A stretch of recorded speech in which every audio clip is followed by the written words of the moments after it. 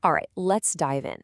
Today, we're going to demystify one of the biggest, most important concepts in cybersecurity right now: zero trust.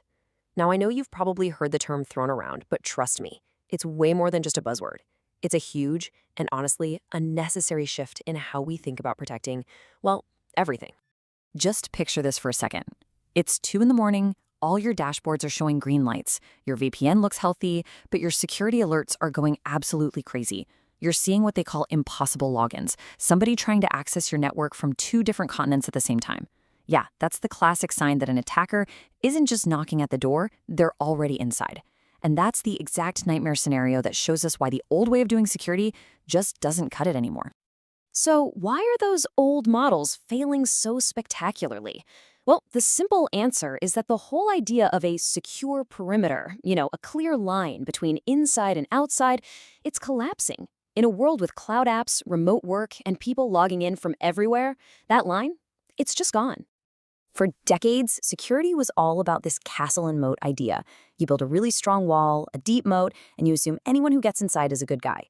But look at how we work today. We've got remote teams, people using their own phones and laptops, and our most important data isn't even in the building, it's in the cloud. The moat's been drained, and the castle walls have basically crumbled. This new reality we're living in, it doesn't just need a software patch or a quick update. No, it demands a completely new way of thinking. This is where we have to shift our entire paradigm, and this is where we enter the world of zero trust. So what is it, really?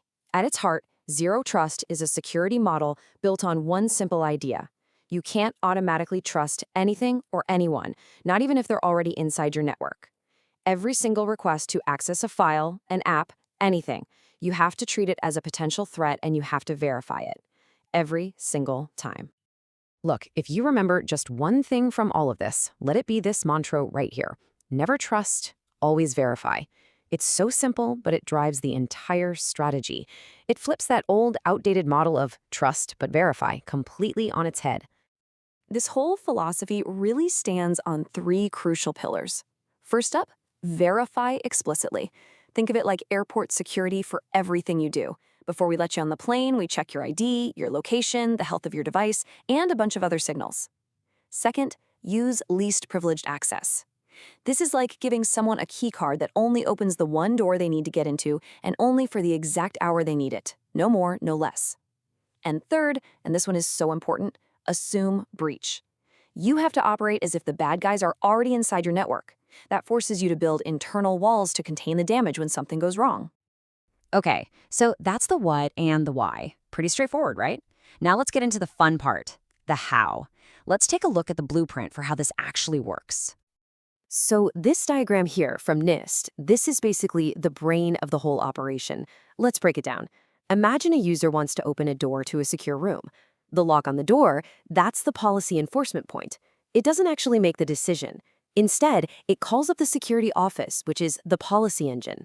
The security office checks its rule book. It looks at all the live data, right? It checks the user's ID, the time of day, if their device is secure. Only then does it tell the lock whether to open up or stay shut. And this check happens every single time, for every door. Now, for that security office, that policy engine, to make a smart call, it needs a constant stream of information. And it gets that from a whole ecosystem of tools. You've got identity management, which confirms you are who you say you are. Then there's device validation, which is basically a health check for your computer.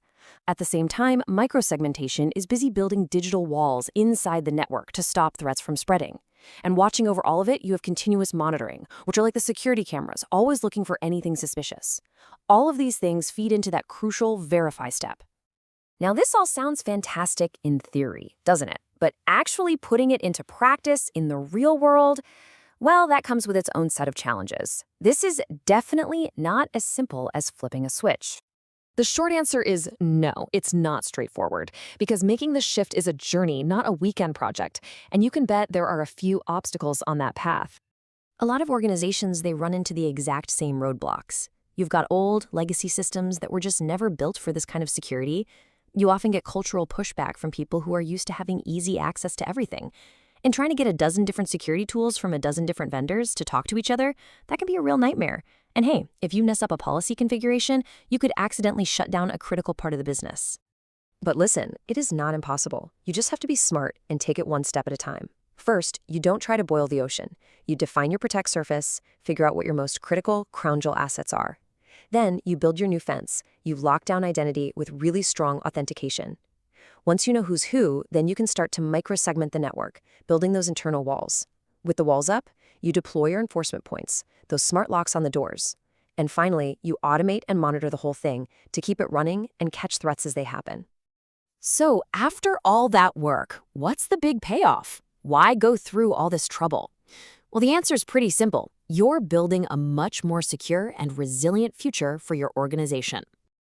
And let's talk for a second about why that resilience is so critical. Get this.